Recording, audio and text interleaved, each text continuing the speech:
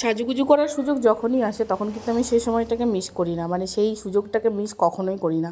কারণ এগুলো খুব কম আসে যে আমি সাজুগুজু করে একটু কোথাও বেরোতে যাব, ঘুরতে যাব বা একটু আনন্দ করব, এই সুযোগগুলো খুবই কম আসে, তাই এগুলো মিস করা একদমই যাবে না, তাই না? তো আমরা একটা বিয়েবাড়ি আমাদের তো চলছেই, তোমরা সবাই জানো। তো আমি আমার বড় ভিডিওটা একটু লেটে দিচ্ছি, কারণ এডিট করার সময়েরও তো প্রয়োজন, তাই না? এডিট করার সময় পাচ্ছি না, আমি কি করব বলো। তো দেখো, গায়ে হলুদের জন্য আমরা জল সাজতে যাব, তো সবাই হলুদ পরে চলে এসেছি। তো তারপরে খুঁজে খুঁজে দেখলাম মেয়েরও একটা হলুদ জামা আছে, তো ভাবলাম কেননা মেয়েকেও একটু হলুদ জামা পরিয়ে দিই। আর এই যে পাশের দেখছো রমণীটাকে, এটা হচ্ছে আমার বেস্ট ফ্রেন্ড, মানে এটা বিয়েটা হচ্ছে আমার বেস্ট ফ্রেন্ডের দেওরের বিয়ে, মানে বেস্ট ফ্রেন্ডের দেওরের বিয়ে মানে বুঝতেই পারছো একটা ব্যাপার স্যাপারই আলাদা। আর ব্যাপারটা হচ্ছে বেস্ট ফ্রেন্ডটা আমার কবে থেকে হয়েছে জানো তো? ও আমার বিয়ের আগে কারো পরিচিত না, আমার ছোটোবেলাকারও বন্ধু না, বিয়ের পরে আমার হাজব্যান্ডের বন্ধুর বউ, মানে এখন ওদের বন্ধুত্ব কতটা জানি না, তবে আমাদের তো একদম পুরো আমার বেস্ট ফ্রেন্ড, মানে ওকে ছাড়া আমি চলতে পারবো না, আমাকে ছাড়া ও চলতে পারবে না, মানে এরকম একটা ব্যাপার। তো তার বাড়ির বিয়ে, তো তার বাড়ির বিয়ে মানে তো আনন্দ কতটা পরিমাণে হতে পারে তাহলে বুঝতেই পারছো, মানে ওর আনন্দটাই একটু অন্য মানে লেভেলের। তো সেই জন্য আমাদেরও একটু আনন্দটা বেশিই বেড়ে গেছে।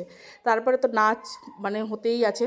তো এত গরম রোদ ছিল, আমি বলেছিলাম আমি জল সাজতে যাবো না, কারণ কোনো বিয়ে লাগলে আমি জল সাজতে চট করে বেরোই না, কারণ রোদের মধ্যে যে বেরোতে হলে, আর বিশেষ করে গরমের সময় তো একদমই বেরোতে চাই না, কারণ আমার শরীর খারাপ করে, আমার একটু মাইগ্রেনের প্রবলেম আছে। তো এই যে রোদে বেরোলে বা কোনো কিছু হলে রাত্রের যে অনুষ্ঠানটা সেটাই আমার মানে একদমই নষ্ট হয়ে যাবে, ওই জন্য আমি বেরোতে চাই না।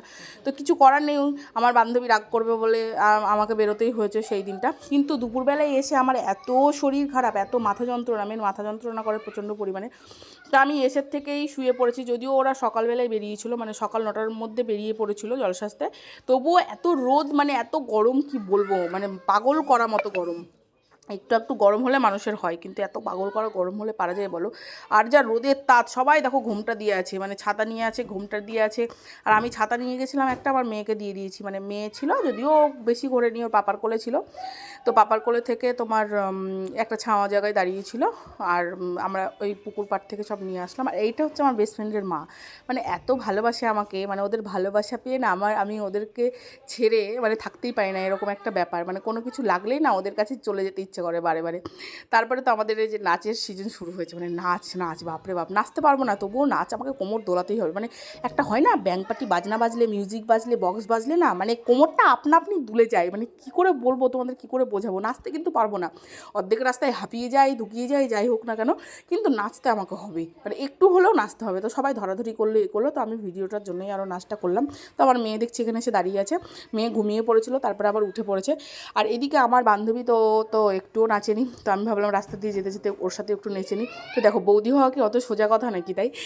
গলায় কেমন মানে মালাটা পরে আর টোপরটা পরে আমার তো খুব মিষ্টি লাগছিলো ওকে, আমি জানি না ওর কেমন লাগছিলো, কিন্তু ভীষণই মিষ্টি আমার ওকে লাগছিলো।